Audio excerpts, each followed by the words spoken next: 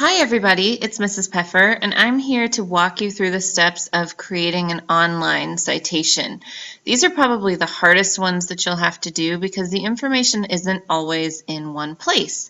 So if you'll take a look here, I have one of the links from the United States Holocaust Memorial and Museum website up, and it's somebody that should look very familiar to you. It's Elie Wiesel's timeline in connection to world events that were going on at the same time. So if I want to create a citation for this, I'm actually going to use EasyBib. In the other video, you guys saw NightCite, and EasyBib is actually a little bit easier for websites. If you'll notice here, you select MLA, it's already selected for me, and if you go to the website, it just asks you to paste in the actual website that you're looking for. So I'm going to copy, Control-C, copy the website that I was at before and paste it in here. And if you'll notice, it's exactly what I saw there. And if I click on Cite It, it actually tells me what, if you'll take a look here, what the website was and all the information that was on it, the date that it was published, and the date that I accessed it, which is today. If you'll notice here, it says suggested rating. We believe that this site is credible, and that's really important because sometimes you don't know whether the site that you're looking at is good or not. So I'm going to click continue, and it's going to generate. Chris Kuhn, please call the library. Chris Kuhn, please call the library. Sorry about that interruption. It's going to generate the citation for me, and it's thinking. And if you'll notice, it fills in the appropriate information, like there's the article title, the author. Since the website title and publisher are on there, I'm actually going to omit the author because there was not, if you take a look here, there's not a specific author listed. And a lot of times an author would be at the very bottom, or an editor would be down there. And if you'll notice right here, oops, it just says when it was updated, so there's no author. So I am going to just verify everything else. There's the website, the URL, there's the date that it was published, there's the date that I accessed it, and I'm going to click Create Citation. All right, now if you'll notice, this citation did not actually include the URL, so I'm going to back up because I want that on there. I omitted that. See right here where it says display URL? I'm going to click on yes because that is the easiest way for somebody to go back and find your resource. Sometimes, if you notice what it says here, leave out the URL unless the source cannot be located without it. You probably could locate this one, but I like to err on the side of caution, meaning I'd rather give you more information than you need. So I'm actually going to click on create that citation again. We're going to see what it comes up with. It's thinking, it's thinking. Still thinking. Here we go.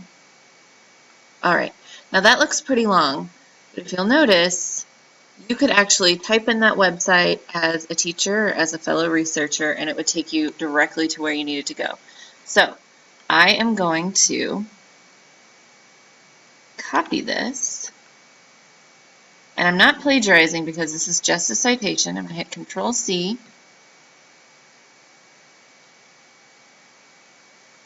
I'm going to go and paste it in my imaginary source card.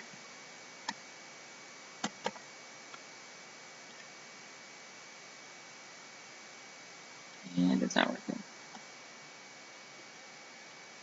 Okay. Well, imagine that that fits on my source card completely. Since I'm not handwriting this, you guys can't really see that very easily. So all of my information on my source is there right now. It's in the wrong font, but when you go to do your final bibliography, you'll make sure that everything's MLA formatted in Times New Roman, 12-point font, and all of that. So that is my source card. That's source number 2 because you guys saw my Anne Frank book in the other video. Now, if I want to take notes on what I saw there, let's go back to the website. I have to choose a piece of information that I want to record as something for my note card. And let's see, you'll notice that everything is in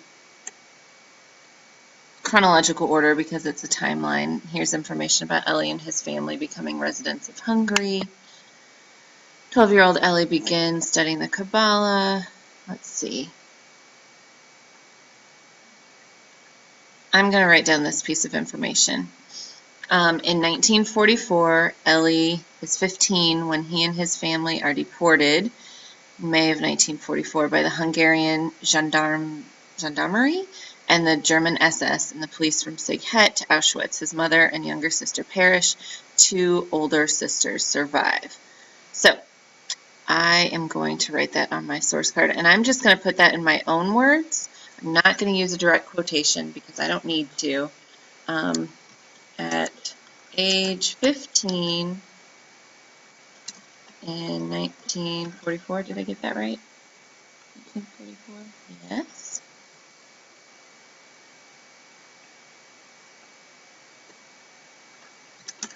Elie Wiesel and his family are taken to Auschwitz. Ellie and 2 older sisters survive. The rest of his family dies. Notice how on the website it said perishes. I'm not going to use that word because that was their word. So basically, all of the information that I got from that one date is now on this note card. Now, you normally have to write down a page number down here in the bottom right-hand corner of your note card if you are doing a book. But since this is a website, you don't have to write anything else down. This is all the information you need for that note card. So that's what my source card looks like. This is a note card. Notice the difference. Source card says source 2 and all the bibliography information. This says source 2 and it's just the notes that I took from that source. If you have any questions, make sure that you ask Mrs. Bergio or you ask Mrs. Peffer. Thank you so much.